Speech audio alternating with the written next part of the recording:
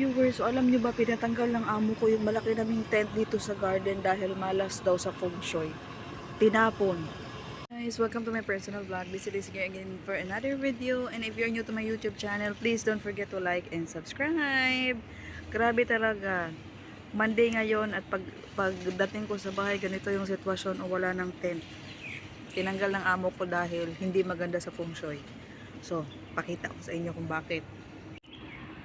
Sa mga nakakapanood ng aking video, makikita niyo talaga viewers na meron kami ditong napakalaking tent na super laking tent. So ayun na nga, pagdating ko kahapon, tinanggal nila yung tent. So ito na yung sitwasyon sa garden namin.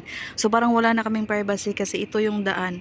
Pagdaan nila, makikita agad nila yung sa loob namin. So ito kasi yung garden namin na magulo. So ayusin ko pa ito dahil tinanggal nga ng amo ko yung tent.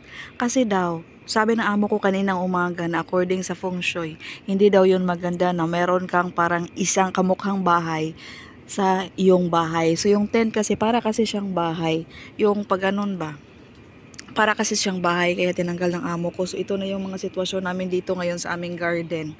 Which is okay naman siya, mas maaliwalas nga, mas maaliwalas nga na wala siyang tent, pero yung privacy namin, kung ano yung mga nilalagay, yung mga sampay namin ng mga panty dyan, nakikita ng mga tao.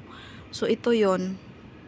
So alam nyo ba dito sa Hong Kong talaga, yung mga amo talaga naniniwala talaga yan sa feng shui. Viewers, totoong totoo yan dahil nga Chinese sila at ano naman talaga sila, kilala naman talaga sila sa mga ganyan, naniniwala sa mga feng shui. At alam nyo ba yung mga katulong na dumating dito, kunyari nag-hire sila ng katulong, pina-feng shui din nila yan, kung maswerte ba, kung ano yung birthday nyo, kung ano yung, basta pinapaano yan nila kung maswerte, lahat-lahat. Kasi dito yung amo kong lalaki talaga, grabe talaga ito maniwala, devoted ito sa mga feng shui.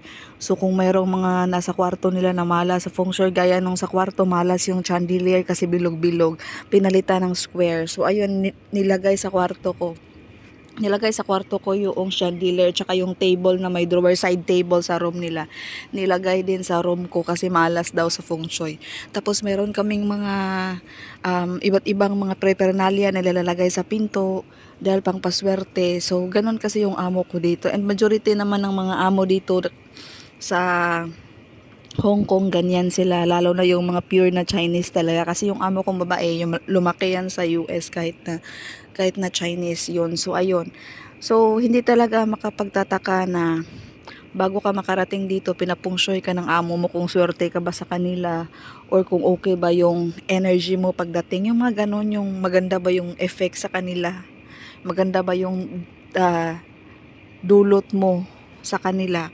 So pinapapungsyoyan nila. Hindi naman lahat pero majority talaga viewers. Majority ng mga tao, yung mga birthday mo, may mga number kasi sila na ayaw na hindi daw maganda. So ayun lang po. Dito sa Hong Kong napakaano talaga, common talaga yung feng shui na yan.